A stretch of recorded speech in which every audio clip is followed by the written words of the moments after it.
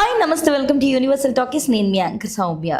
So అగ్ర కథానాయకి సమంత తల్లి కాబోతున్న విషయం అందరికీ తెలిసిందే. సో ప్రత్యేకంగా తను మా ఇంటి బంగారం సక్సెస్ మీట్లో అలాగే థ్యాంక్స్ మీట్లో కూడా ఈ విషయం గురించి ప్రేక్షకులతో పంచుకుంటూ ఇంకొన్ని రోజులు మాత్రమే చిన్న బ్రేక్ తీసుకొని మళ్ళీ తిరిగి మిమ్మల్ని అందరినీ పలకరిస్తాను, ఇంకొక కొత్త సినిమాతో మీ ముందుకు వస్తాను. సో ఈ బ్రేక్ తీసుకుంటున్నప్పటికీ కూడా నాకు ఇది ఎంతో ఆనందంగా అనిపిస్తుంది. ఎప్పుడు నేను విరామం అన్నది తీసుకున్నా నాకు ఎక్కడో తెలియని ఒక బాధ ఉంటుంది, బట్ ఈ బ్రేక్ నాకు ఆనందాన్ని ఇస్తుందని తెలియజేసింది. అలాగే తనకు తల్లి కాబోతున్న విషయం పట్ల నందిని రెడ్డి ప్రత్యేకంగా ఇంటర్వ్యూలో మాట్లాడారు.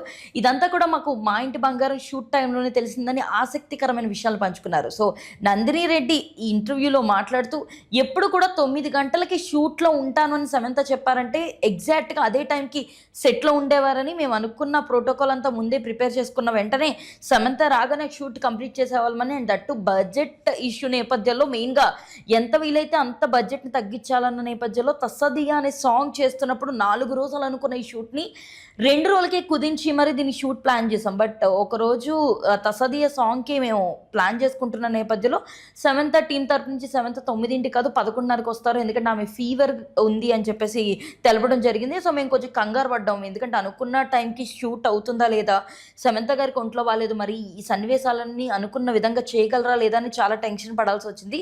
అనుకున్నట్టుగానే ఆమె 11:30కి వచ్చారని, అలాగే తసదియా సాంగ్ కూడా చాలా అద్భుతంగా చేశారు అని చెప్పేసి, అలాగే నెక్స్ట్ రోజు ఆ రెండో రోజు తసదియా షూట్కి వచ్చినప్పుడు నేను సమంత గారిని అడిగానని చెప్పి, మీకు ఎలా ఉంది ఇప్పుడు, ఫీవర్ తగ్గిందా అంటే, నాకు ఫీవర్ కాదు నేను ప్రెగ్నెంట్ అవ్వబోతున్నారన్న శుభవార్తని ఆ క్షణాల్లో నాతో పంచుకున్నారని, అలాగే ఈ విషయం ఎవరికి తెలియవద్దు అని చెప్పి నాకు ప్రత్యేకంగా చెప్పారని నందిని రెడ్డి పంచుకోవడం జరిగింది. అలాగే ఆమె మాట్లాడుతూ కొరియోగ్రాఫర్కి కూడా నేను సమంత గారికి ఒంట్లో బాగాలేదు, కొంచెం చిన్న చిన్న స్టెప్పులతోనే సాంగ్ని కవర్ చేయడానికి ట్రై చేయండి, ఎంత వీలైతే అంత తొందరగా అయ్యేలా చూడండి అని చెప్పాను. ఆ తర్వాత ఇంకా ఇప్పుడు మేము సినిమా అలాగే మొత్తం అంతా సన్నివేశాలు తీసాము, అలాగే మంచి బ్లాక్ బస్టర్ హిట్ అందుకున్నాము.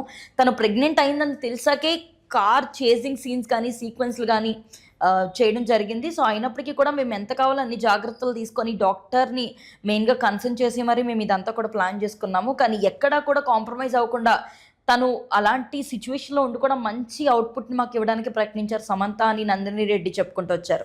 ఇంకొన్ని రోజుల గ్యాప్ తర్వాత, ఇంకొన్ని నెలల గ్యాప్ తర్వాత మళ్ళీ సమంత స్క్రీన్ ముందుకి ఖచ్చితంగా వస్తారని తన మాటల్లో ఒక నమ్మకాన్ని అయితే ఇచ్చారు. మరి రానున్న రోజుల్లో ఈ బ్లాక్ బస్టర్ హిట్ తర్వాత సమంత నుంచి వచ్చే అప్డేట్స్ కోసం ప్రేక్షకులందరూ కూడా ఎంతో ఆసక్తిగా ఎదురు చూస్తున్నారు. మరి ఇప్పుడు దాకా 73 కోట్ల వరకు కూడా కలెక్షన్లు సాధించిన మా ఇంటి బంగారం రానున్న రోజుల్లో 100 crores కూడా కొడుతుందని ఎంతో నమ్మకంగా చిత్ర బృందం అయితే ఉంది.